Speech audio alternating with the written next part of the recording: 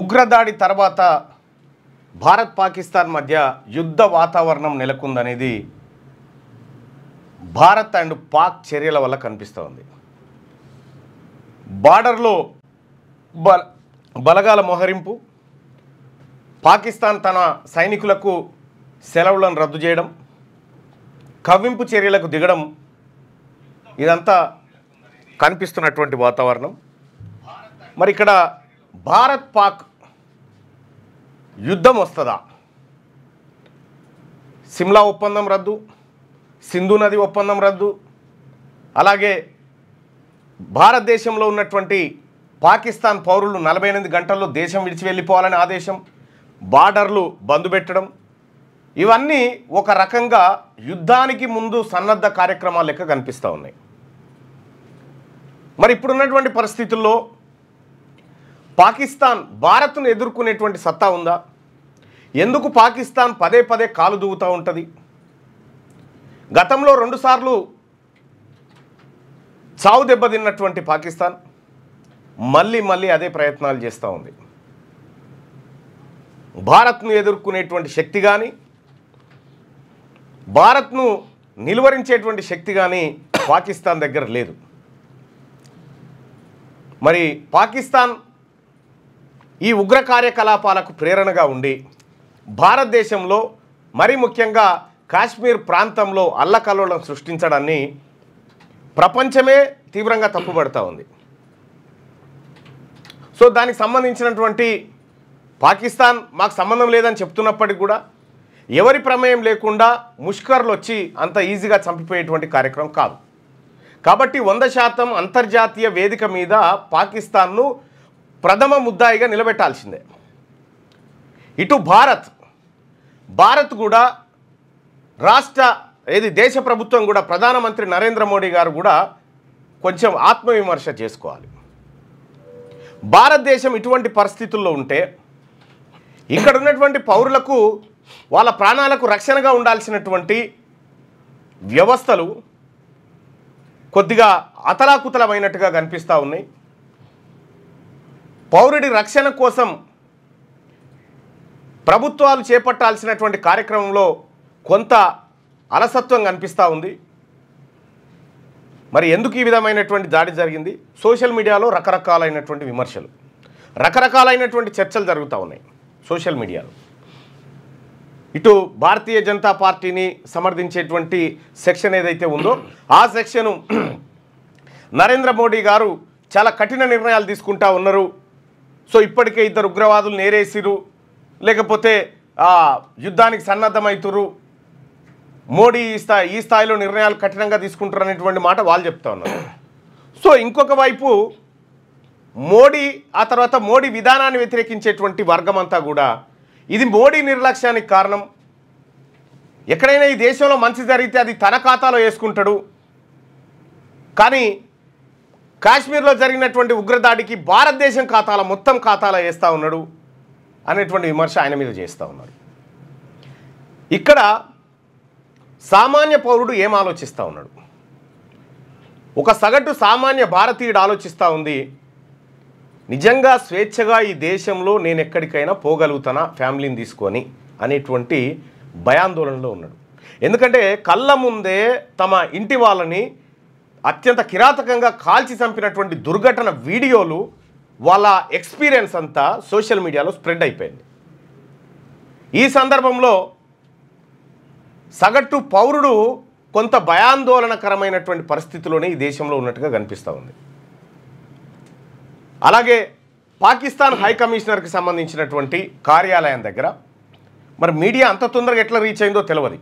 ముఖ్యంగా republic TV, ఇంకో కొన్ని టీవీలు అక్కడికి వెళ్ళిపోయి ఆ పాకిస్తాన్ హై కమిషనరేట్లకు ఒక ఆయన కేకు తీసుకొని పోతా ఉన్నాడు.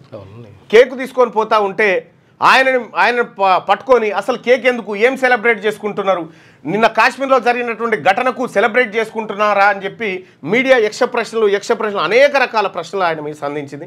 పాపం ఆయన ఏం మాట్లాడుకుంటూ వెళ్ళిపోయాడు, వాడు ఎవడో కూడా తెలియదు. సో పాకిస్తాన్ వాడే కావచ్చు మేబీ. కానీ అయితే ఆ కేక్ సంబంధించినటువంటి కొంచెం ఇన్డెప్త్కి పోతే అందులో పనిచేసేటువంటి ఒక ఆయన భార్యది బర్త్డే ఉందట, 5 రోజుల ముందు అది ఆర్డర్ చేసిరట. సో అది తెలుస్తున్నటువంటి మాట. కానీ ఈ మీడియా ఏం ఎస్టాబ్లిష్ చేయదలుచుకుంది? నేషనల్ మీడియా ఇటు మరోవైపు ప్రతిపక్షం కూడా అఖిలపక్ష సమావేశంలో ప్రభుత్వానికి మేమంతా అండగా ఉన్నామనేటువంటి భరోసాను కల్పించింది. సేమ్ టైం నేషనల్ మీడియా కూడా సో ఈ దేశంలో పౌరుల భద్రత విషయంలో లేకపోతే పౌరులకు భరోసా ఇచ్చే విషయంలో కొంత ముందడుగేయాల్సిందే. కానీ ఆ దిశగా మీడియా కథనాలు కనిపించట్లేదు. మరి ఈ దాడితో ఇక అయిపోయినట్టేనా? భవిష్యత్తులో ఎలాంటి దాడులు జరగవా? ఇవాళ పేపర్లలో కథనాలు చూస్తే 200 మంది ఉగ్రవాదులు పాకిస్తాన్ బార్డర్ దాటి భారత్లోకి వచ్చేందుకు ప్రయత్నం చేస్తున్నారనేటువంటి ఒక కథనాన్ని నేను ఈనాడులోనూ దీంట్లో చూసిన. 200 మంది పాక్ ఉగ్రవాదులు భారత్లోకి ప్రవేశించడానికి ప్రయత్నం చేస్తున్నారంటే వాళ్ళ లక్ష్యాలు ఇంకా వేరే అయ్యి ఉంటాయి. ఇక్కడ వాళ్ళ లక్ష్యాలు ఇంకా వేరే అంశాలు అయ్యి ఉంటాయి. ఇక్కడ ఇదంతా ఒక ప్రమాదకరమైనటువంటి పరిస్థితిలో ఉంది.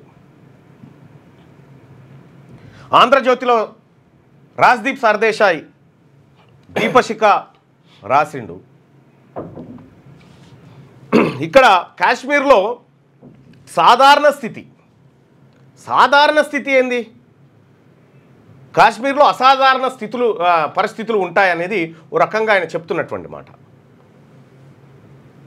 మరి కాశ్మీర్లో నిజంగా మనం ఆర్టికల్ 370 రద్దు చేసిన తర్వాత అనేకమైనటువంటి పరిణామాల తర్వాత కాశ్మీర్ స్వేచ్ఛా వాయువులు పీల్చుకుంది. కాశ్మీర్ ఇక భారత్లో అంతర్లీనంగా భారత ప్రభుత్వం చేత సంపూర్ణంగా నియంత్రించబడుతుందనేటువంటి మాటలు మనం పార్లమెంట్ సాక్షిగా ప్రధానమంత్రి మోడీ గారి నోటి వెంట విన్నాం. అయినా కూడా ఈ అలజడి ఏంది? ఏం జరుగుతూ ఉంది? 3 అంచెల భద్రత. మొదట ఇన్ఫాంట్రీ, బార్డర్ సెక్యూరిటీ ఫోర్స్, ఆ తర్వాత మిగతా ఆర్మీ. ఈ 3 దశలను దాటుకుంటూ ఉగ్రవాదులు లోపలికి ఎలా రాగలుగుతూ ఉన్నారు? సో గతంలో కూడా చాలాసార్లు వచ్చారు, ఇప్పుడేం కొత్త కాదు. కానీ ఎలా రాగలుగుతూ ఉన్నారు? నిజంగా మన సీమ మనకున్నటువంటి బార్డర్ నిజంగా మన నియంత్రణలోనే ఉందా? ఈ అన్ని ప్రశ్నలు ఇవాళ భారత ప్రభుత్వం ముంగట సంధించబడుతున్నటువంటి ప్రశ్నలు. కరెక్ట్గా ఇంకొక వైపు నుంచి సోషల్ మీడియాలో కొత్త రకమైనటువంటి చర్చ. కరెక్ట్గా 2019 ఎన్నికలప్పుడు పుల్వామా దాడి జరిగింది. ఇప్పుడు బీహార్ ఎన్నికలు రాబోతా ఉన్నాయి సెప్టెంబర్లో. కరెక్ట్గా ఈ దాడి జరిగింది అనేటువంటి ఒక రాజకీయపరమైనటువంటి కోణాన్ని మరికొందరు తీసుకొస్తున్నారు. అంటే బీహార్ అత్యంత కీలకమైనటువంటి ఎన్నిక. ఇండియా కూటమి అక్కడ అధికారంలో ఉంది. ఎన్డీఏ కూటమి అధికారంలో ఉంది. ఫస్ట్లో ఇండియా కూటమి ఉండే, ఫస్ట్లో ఎన్డీఏతో ఉండే, ఆ తర్వాత ఇండియా కూటమి, మళ్ళీ ఎన్డీఏతోటి జత కలిపి నితీష్ కుమార్ గారు. సో రాబోతున్నటువంటి ఎన్నికలను ప్రభావితపరచడం కోసం ఈ దేశంలో కొన్ని చర్యలు జరుగుతూ ఉన్నాయనేది లెఫ్టిస్ట్ వర్గాల చేస్తున్నటువంటి అభిప్రాయం. ఇందులో ఏది నిజం? ఒకవేళ బీహార్లో ఎన్నికలు గెలవాలంటే ఏ ప్రాతిపదికన ఏ అంశాల మీద గెలుస్తుంది? ఒకవేళ ఇండియా కూటమి గెలవాలన్నా ప్రభుత్వ వైఫల్యాలను చూపించాలి. మరి ఎన్డీఏ కూటమి గెలవాలంటే ఏం చూపించాలి? ఎన్డీఏ కూటమి గెలవాలంటే ఎస్ ఈ దేశం సేఫ్గా ఉండాలంటే ఎన్డీఏ ఉండాలనేటువంటి వాతావరణాన్ని క్రియేట్ చేయాలి అనేది లెఫ్టిస్టుల వాదన. ఎంత ఎపిసోడ్ పక్కకు పెడితే ఈ కర్రెగుట్టలు ఏవైతే ఉన్నాయో, ములుగు జిల్లా వెంకటాపురం సైడ్ ఉన్నటువంటి కర్రెగుట్టల్లో నిన్న ఈనాడు పత్రిక కథనం ప్రకారం, వెబ్సైట్ కథనం ప్రకారం 20,000 మంది జవాన్లను కర్రెగుట్టల చుట్టూ మొత్తం నింపేసినారు. తద్వారా కర్రెగుట్టను జల్లెడబడతా ఉన్నారు. కర్రెగుట్ట లోపల ఉన్నటువంటి గోండు గిరిజన గూడాలు ఏవైతే ఉన్నాయో అవి గజగజలాడుతూ ఉన్నాయి. జనసంచారం పూర్తిగా బంద్ అయిపోయింది. ఎవరు కూడా బయటికి వెళ్ళే పరిస్థితి లేదు. మావోయిస్టులకు ఈ గూడాల నుంచి ఆహారం, నీళ్లు పోతున్నట్టుగా అధికారులు అంచనా వేసి వాటిని కట్టడి చేస్తూ ఉన్నారు. తద్వారా ఏరివేత జరుగుతూ ఉన్నదని చెప్తా ఉన్నారు.